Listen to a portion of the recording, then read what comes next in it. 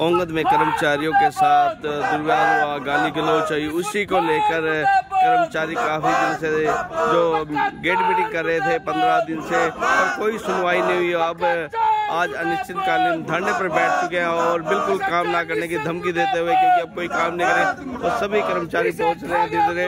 और आप देख सकते हैं नारेबाजी करते हुए प्रशासन और सरकार के खिलाफ, अधिकारियों के खिलाफ, आप देख सकते हैं सभी यहाँ यूनियन के प्रधान और सभी कर्मचारी दोस्तों पहुंच रहे, वीडियो को शेयर भी करते हैं।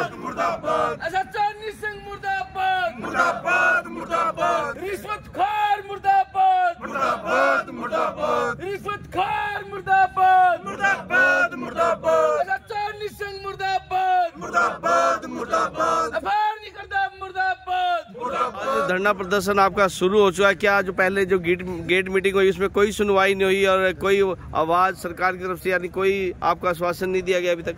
देखिए, हमने गेट मीटिंग की है लगभग 10-15 दिन, क्योंकि जो आश्वासन था पुलिस प्रशासन की तरफ से, भाई हम आजकल कर देंगे, आजकल कर देंगे। जब भी हम बात करते थे, SHO निस्संग से SDO साहब ने बात की, एक्शन असंध ने बात की, तो आश्वासन हर बार यही दिया गया कि एक दिन में कर देंगे, आज कर देंगे, कल कर देंगे। लेकिन हमारे को मजबूरी होगी, क्योंकि इस धरने का जो जिम्मेवार है पूर्णतः SHO निस्संग है, क्योंकि SHO निस्संग दोषियों के साथ मिलके उनके ऊपर जो कार्रवाई नहीं कर रहा और कहीं ना कहीं कर्मचारियों को जो न्याय मिलना चाहिए उस अन्याय से वंचित कर रहा है। मैं आपके माध्यम से हमारे जो बिजली मंत्री हैं श्री अनिल विज जी, उनसे भी गुहार लगाना चाहूँगा, भाई जो भी इसमें दोषी अधिकारी जो कार्रवाई नहीं कर रहे दोषियों के खिलाफ, तो आप उनके खिलाफ कोई कार्रवाई करें, ताकि कर्मचारियों में पूरी जो जोश है वो आ सके। आपके प्रति जो सुना है कर्मचारियों में आस्था है वो बनी रहे, कर्मचारियों को न्याय मिल सके, हमारी यही आपसे मांग है। अगर तो आज बिजली कर्मचारियों में तो बड़ी एकता देखी जाती है, पर आज एकता यानी फीकी पड़ रही है प्रशासन के आगे, जो ये बड़े बड़े नेताओं के आगे। नहीं, ऐसी कोई बात नहीं है। HSCB वर्कर यूनियन ना तो कभी किसी अधिकारी या सरकार के आगे झुकी है, ना कभी झुकेगी।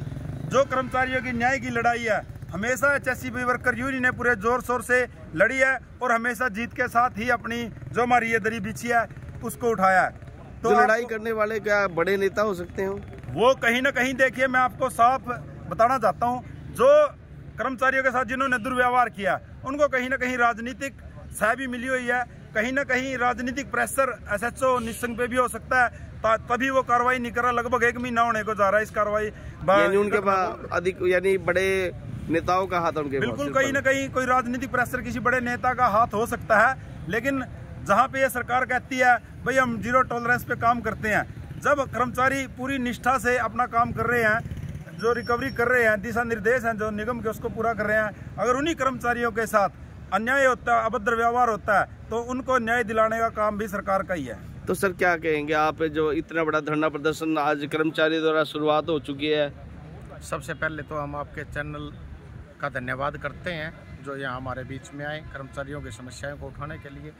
आज ये लगभग 20-25 दिन का एपिसोड हो चुका है। इसके लिए बार बार SHO को लेटर भी लिख लिया, एक्शन असंध की तरफ से, SDO असंध की तरफ से वर्बली भी बातें कई बार हो चुकी हैं, लेकिन कार्रवाई किसी प्रकार की नहीं की गई। मजबूरन कर्मचारियों ने आज ये धरने का रूप ले लिया है और आपके चैनल के माध्यम से हम सरकार को चेताना चाहते हैं, SHO को भी बताना चाहते हैं, पुलिस प्रशासन को भी बताना चाहते हैं, भाई ये धरना यहाँ निस्संग सब डिवीज़न में रखा गया है।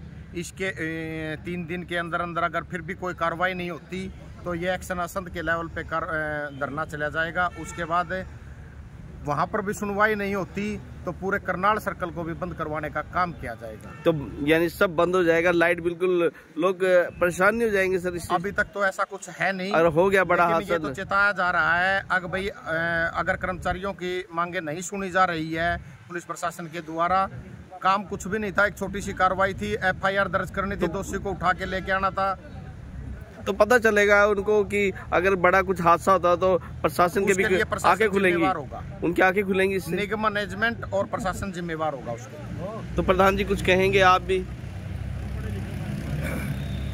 सबसे पहले तो नमस्कार आपके चैनल को भी, और जो आज का ये धरना दिया गया है ये बहुत लंबे समय जो हमारा यूनियन का डेकोरम था उससे बाहर जाके हमने गेट मीटिंग की, क्योंकि वो 3-4 दिन का ही टाइम था। हमने तो इंतज़ार करके 15 दिन तक गेट मीटिंग की है।